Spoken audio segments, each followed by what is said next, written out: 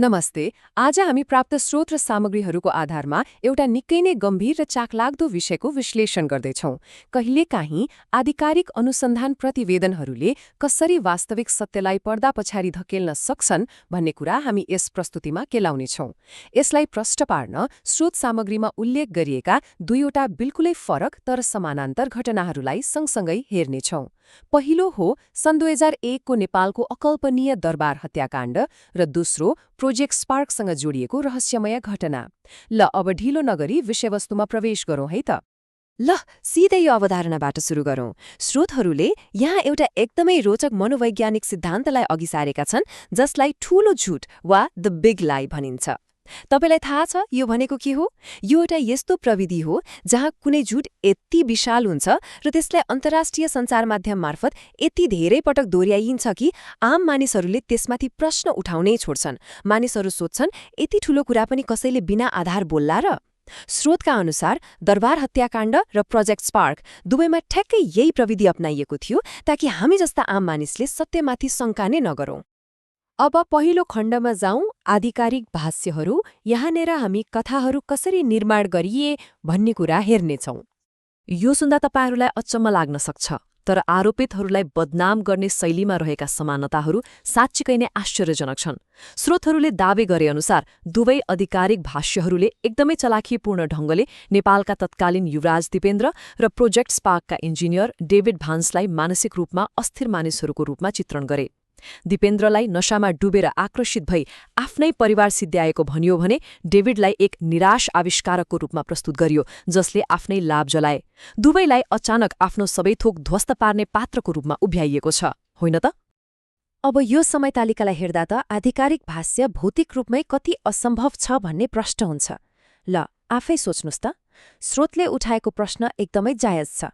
राति 8:39 फोन राख्दा सामान्य रहेका दिपेन्द्र 9 बजे नशाले अचेत भएर भुइँमा लड्छन् अनि त्यही अचेत मान्छेले अचानक उठेर 3वटा फरक फरक हतियार सठिक रूपमा चलाउन सक्छ? असम्भव जस्तै सुनिन्छ नि। अझ 9 बजे गोली चलेको मान्ने हो भने त्यहाँबाट 5 किलोमिटर टाढा रहेको अस्पतालमा 9:15 मै राजपरिवारलाई पुर्याएर कसरी मृत घोषित गर्न सकिन्छ? यो समय तालिकाले त साँच्चै गम्भीर प्रश्नहरू खडा गर्छ। 16 यो केवल एउटा साधारण सङ्ख्या मात्र होइन, यो त घण्टा हो। नेपालको दरबार हत्याकाण्ड जस्तो ठूलो घटनाको खबर आम जनता सामु पुग्न पुरै 16 घण्टासम्म सञ्चार माध्यममा ब्ल्याकआउट अर्थात् पूर्ण रूपमा मौनता साधिएको थियो। ठ्याक्कै यस्तै कुरा स्रोतहरूले प्रोजेक्ट स्पार्कसँग जोडेका छन्। स्पार्कको ल्याबमा आगो लाग्दा पनि प्रमाणहरू पूर्ण रूपमा नष्ट नहुन्जेल मिडियालाई पुरै बाहिर राखिएको थियो। यो मौनता केवल संयोग मात्र थियो त? पक्कै पनि सोच्नुपर्ने कुरा छ। यसले हामीलाई दोस्रो खण्डमा ल्याउँछ, प्रमाण नष्ट गर्ने खेल। फरेन्सिक लापरवाहीहरू कसरी भए भन्नेतर्फ लागौं। स्रोतले औल्याएका यी फरेन्सिक लापरवाहीहरू हेर्दा त जो कोही छक्क पर्छ।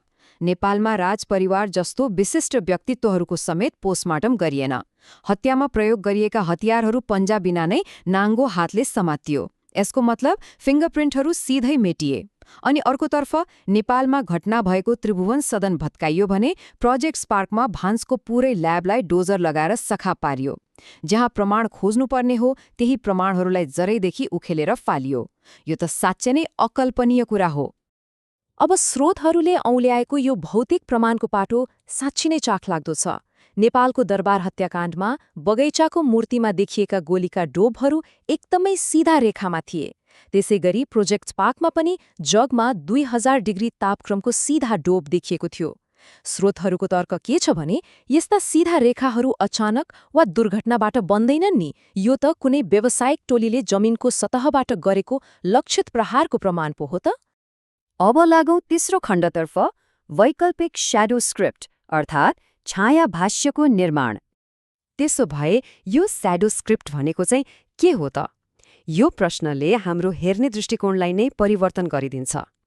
139 पृष्ठ लामा आधिकारिक प्रतिवेदनहरूलाई आँखा चिम्लेर स्वीकार गर्नुको साटो अब हामी स्रोतहरूले प्रस्ताव गरेका वैकल्पिक घटनाक्रमलाई केलाउनेछौँ। साँच्चै पर्दा पछाडि कुन कथा बुनिएको थियो त? यसलाई यसरी बुझौं, स्रोतहरूले घटनाको श्याडो स्क्रिप्ट एकदमै योजनाबद्ध रूपमा प्रस्तुत गरेका छन्। नेपालको सन्दर्भमा नकाब लगाएका कमान्डोहरू सुतिरहेका दिपेन्द्रको कोठामा प्रवेश गर्छन्, घटना गराउँछन् र भाग्छन्। यता प्रोजेक्ट स्पार्कमा पनि ठ्याक्कै त्यही। व्यावसायिक अपरेटरहरू राति सुटुक्क प्रवेश गर्छन्, इन्जिनका महत्त्वपूर्ण उपकरण निकाल्छन्, ल्याब जलाउँछन् र बाहिरिन्छन्। दुवै घटनामा आफ्नो मिसन पूरा गरेर मुख्य पात्रलाई नै दोषी देखाउने गजबको योजना देखिन्छ।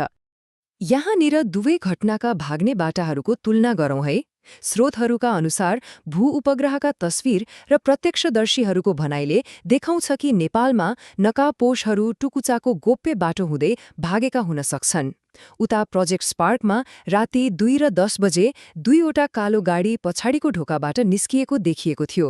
अचम्मको कुरा त के छ भने दुवै आधिकारिक अनुसन्धान समितिहरूले यी यति ठूला र महत्त्वपूर्ण विवरणहरूलाई पूर्ण रूपमा बेवास्ता गरिदिए। अब अन्तिम तथा चौथो खण्ड, सत्यमाथि प्रश्न। यी घटनाहरूबाट वास्तवमा कसलाई फाइदा भयो त? स्रोतहरूले उठाएका यी भूराजनीतिक र कर्पोरेट संयोगहरूलाई ध्यान दिएर हेर्ने हो भने धेरै कुरा खुल्छन्। वेन म्याट्सन जस्ता विश्लेषकहरूले त नेपालको घटनामा सिआइएकै संलग्नताको आरोप लगाएका छन्। संयोगवश त्यही दिन अमेरिकी विशेष फौजले आफ्नो काम सकेर नेपाल छोडेको थियो। यता प्रोजेक्ट स्पार्कमा डेभिडको मृत्यु लगत्तै उनको स्वच्छ ऊर्जाको पेटेन्टहरू तेल कम्पनीसँग सम्बन्धित नक्कली कम्पनीहरूले खरिद गरे। अब तपाईँ आफै भन्नुहोस्, पीडित र उनीहरूका सम्पत्ति नष्ट भएपछि देखिएका यी कुराहरू मात्रै संयोग हुन सक्छन् त? यहाँनिर बुझ्नुपर्ने सबैभन्दा महत्त्वपूर्ण कुरा के छ भने स्रोतहरूले नेपालका नेता पुष्पकमल दाहाल प्रचण्डको यो भनाइ उद्धृत गरेका छन्, जसले आधिकारिक समितिहरूको नियतमाथि नै गम्भीर प्रश्न उठाउँछ। आधिकारिक समितिहरूले जानाजानी यति ठूला फोरेन्सिक र तार्किक त्रुटिहरूलाई बेवास्ता गरे, जसले एउटा ठूलो षड्यन्त्रलाई बचाउन खोजिएको स्पष्ट सङ्केत गर्छ। यहाँ प्रश्न अनुसन्धानमा मात्र होइन, अनुसन्धान गर्नेहरूको नियतमाथि छ। अन्त्यमा स्रोतहरूले हामीसामु एउटा निकै गहिरो प्रश्न छोडेका छन्। यी सबै फोरेन्सिक विश्लेषण र तथ्यहरू हेरिसकेपछि तपाईलाई कुन कुरा बढी पत्यारिलो लाग्छ? के यी केवल अस्थिर व्यक्तिहरूले गराएका अकल्पनीय दुर्घटनाहरू मात्र हुन्, वा कुनै ठूलो स्वार्थ पूरा गर्न रचिएका र मिडिया मार्फत ठूलो झुट स्थापित गरिएका सुनियोजित षड्यन्त्रहरू हुन्? सूचनाहरूलाई कसरी मोडिन्छ भन्ने कुरा आफैमा विचारणीय छ। आजको यस स्रोत सामग्रीको विश्लेषणबाट यति नै। यसले पक्कै पनि तपाईलाई नयाँ सिराबाट सोच्न बाध्य बनायो होला।